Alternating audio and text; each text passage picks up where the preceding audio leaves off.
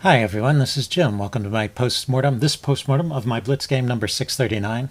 This is my first postmortem using Fritz 15, so it should be pretty much the same as the other ones. I tried to set it up so it would look the same, but since I just did that video on Fritz 15, I thought I'd mention this is the first one where I'm using it as I make the video. Okay, so in this game, my opponent had the white pieces kicked off with e4. I went for e5, the classical response, and he goes f4, the king's gambit. Always a fun opening to play, and fun for both sides. So black gets his share of fun too. You can decline the gambit with bishop to c5. That's a fine way to play. And you can also play the Falkbeer counter gambit with d5. But there's nothing wrong with accepting the gambit, except that you have to be prepared for a little bit of craziness. And I don't know, your opponent may know these lines better than you, so sometimes it's in a practical game it's wise to decline. But anyway, for a blitz game it's good fun. So he played the second choice here, the bishop's opening, the bishop's gambit with bishop c4. Knight f3 is the normal move, and that just prevents the queen from coming out to h4 and delivering this check, which can be uncomfortable sometimes. So bishop c4 allows the queen check, and that's the way I used to play. I used to bring the queen out with check. Sometimes players that weren't too used to this system would play g3, and that loses immediately. You take, after g3, you take the pawn, and then it's pinned. If he takes back, he loses the rook. If he does nothing, then you take the pawn over here with check, and that also picks up the rook in the corner. So it turns out white is just losing in that line. So white has to play king f1. And, I thought this would just be good for black. The queen is out, you're up a pawn, and the white has lost his castling privileges. But, it turns out it's hard to get an attack going quickly over here on the king side, and whereas white can start developing his pieces pretty easily. And when you bring your knight out, for example, to f6, it blocks the queen's path back to defend over here. So it can be a little bit awkward.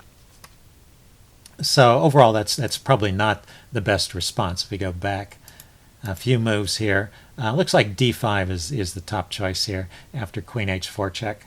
And d5 is an interesting line. You're just giving a pawn back immediately, but after bishop takes, you can develop the knight here with the tempo on the bishop. Looks like you can also go for the queen h4 check in this position, but I like developing the knight here. And that stops this pawn from coming forward because the bishop is hanging. So a convenient way to play. And then knight c3 is a normal move. And then bishop to b4 is how the line continues. Although when I looked at it in the chess engine actually liked the move bishop to d6 here. See if I can draw that in red. Yeah, bishop to d6. So maybe the chess engine is trying to hold on to this f-pawn, which is sometimes... it's often a weak pawn, so maybe it makes sense to try and hold on to it. Anyway, let's back up to the game. In the game I played, after bishop to c4, I played the move d6, which actually is in the opening book. It's just not very popular. And seems like this gives white a pretty easy game here. So I should probably try one of those other lines next time. And then I went with knight f6 here, which was the whole point of my playing this d6 move, was to be able to play knight f6 without him causing too much trouble with this pawn push. Although, now that his d-pawn is forward, he could still play e5, I guess. And then after knight f6, we're just out of the opening book. In this position, the chess engine had an interesting idea. It liked the move bishop to e6, challenging that bishop and... kind of provoking the move d5, which isn't always played. Sometimes white just plays, just exchanges. But if this d-pawn gets pushed forward, it kind of shuts out the bishop, and it also, this d-pawn is no longer supporting the e-pawn, so this e-pawn can become backwards. So bishop to e6, provoking the d-pawn push, is kind of interesting. But I played knight f6, and he goes knight c3, and let's see, I didn't want his knight hopping into these squares, so I play c6, which is often a necessary move when you're playing against the king's gambit. And now he rounds up this pawn. So if we pause here, white's a little better. So white has basically gotten everything he wanted out of his king's gambit opening, and he got his pawn back. So he got the big center, he got the development, he got the open f file, and so the sum of these advantages gives white a slight edge, but not a winning edge. It's one of those positions where black is still pretty solid, and the game goes on. And actually, there's no big mistakes in this game until the end. So this was pretty well played. No huge blunders pointed out to the engine. So we just do some normal development for a while. Both sides castle. Bring my bishop out to g4, thinking maybe to trade off that knight if it causes trouble, and at least tying it down for a little bit. But he unpins immediately. And then I go with d5. I think this is a good move to bust up his center formation a little bit. And you push d5 at a time when it's hitting a piece, so that he has to take the pawn or retreat the piece, and then you can take the pawn. So it sort of limits his options as far as pushing forward. I mean, technically he could push forward because I would take his bishop, he would take his knight, but then I would take the pawn and I would emerge a pawn up, so that would also be okay. So he trades, that's the right decision.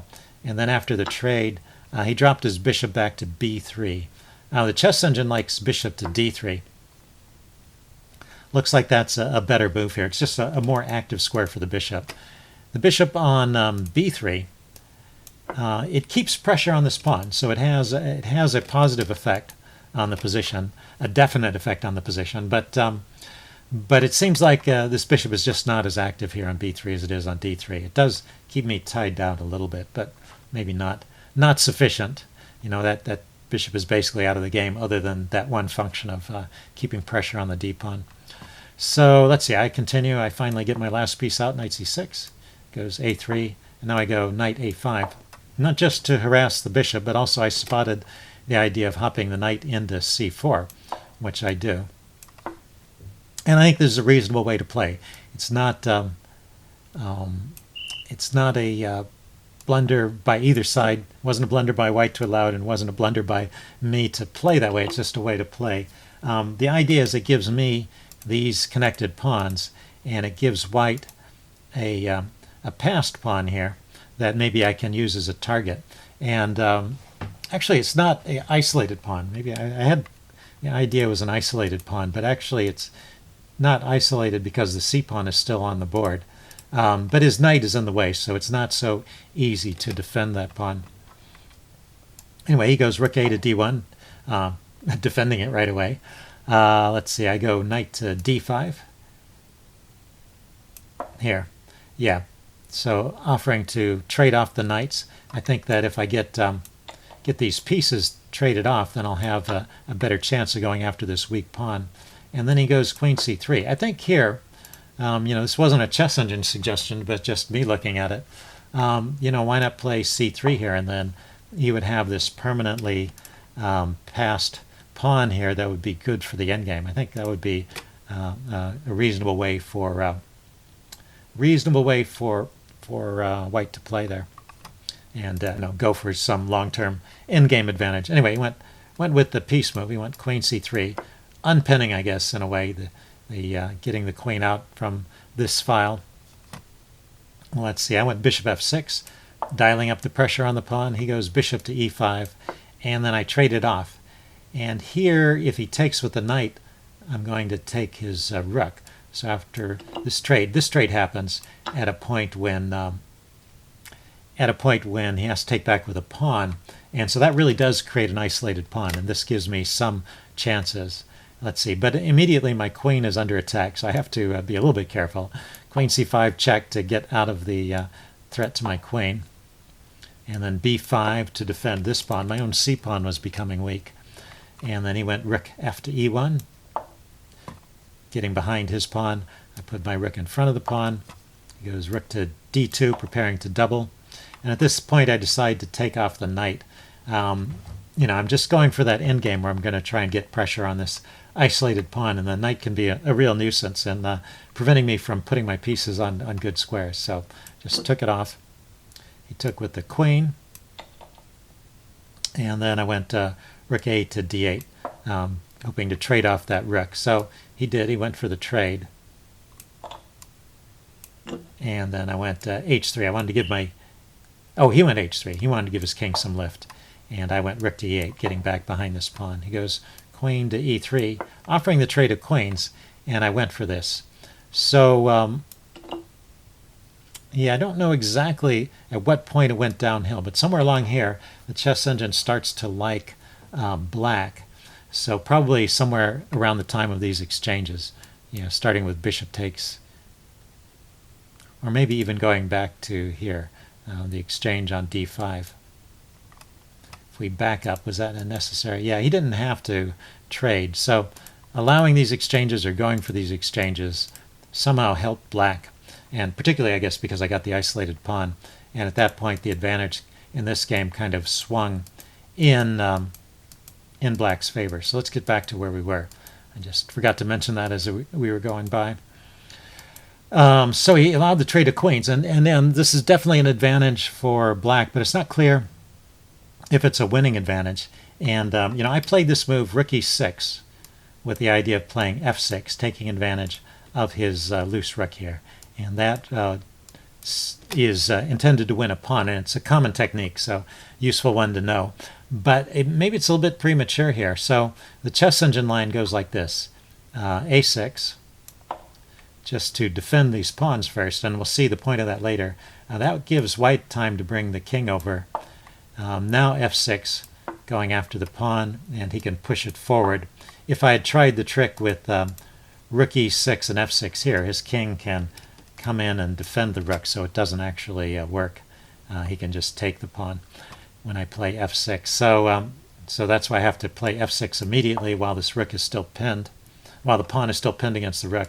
He pushes forward, and I can bring my king over to stop the pawn, and then he can try and undermine my pawns over here. Say king e7, go for this trade, and then rook a3. I finally win this pawn. Rook a5 attacking the b pawn, and rook b8 defending it. And I've won a pawn, but at the expense of, I have a somewhat passive rook now, and his rook is active. So, and it's tricky for me to move my king forward. Well, I guess it's possible. It is possible. I was just thinking this, every time I move onto this row, this pawn would be loose, but as long as it's not under attack, there's no problem, I guess. So anyway, I would still play this position for a win, but it's only a slight advantage to black. It's not necessarily a win, but that would be best play. So what I played is the immediate rook e6, with the idea of following it up with f6. And he played rook to d3, which after a while I realized the rook was just hanging there, and I took it. But his best play here, and the way he gets out of his problems, is to push on with a4 here. I block with a6. I defend with a6. He can exchange and play b3. And say I finally follow through with my plan of f6. He can keep taking. And, I can win this pawn. Oh, it's his turn. He just goes over here and attacks this pawn.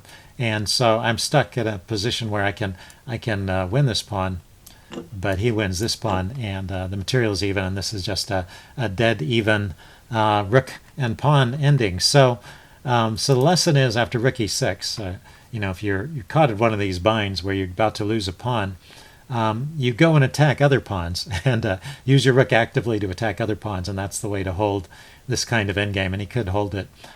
He had this idea of threatening a back rank mate, which worried me at first until I realized that I could take his rook, and then since I noticed that, he resigned. So it was a funny end to the game, but a pretty good game, I thought. Hope you guys enjoyed this video. Leave any comments you have in the section below, and I will see you again soon.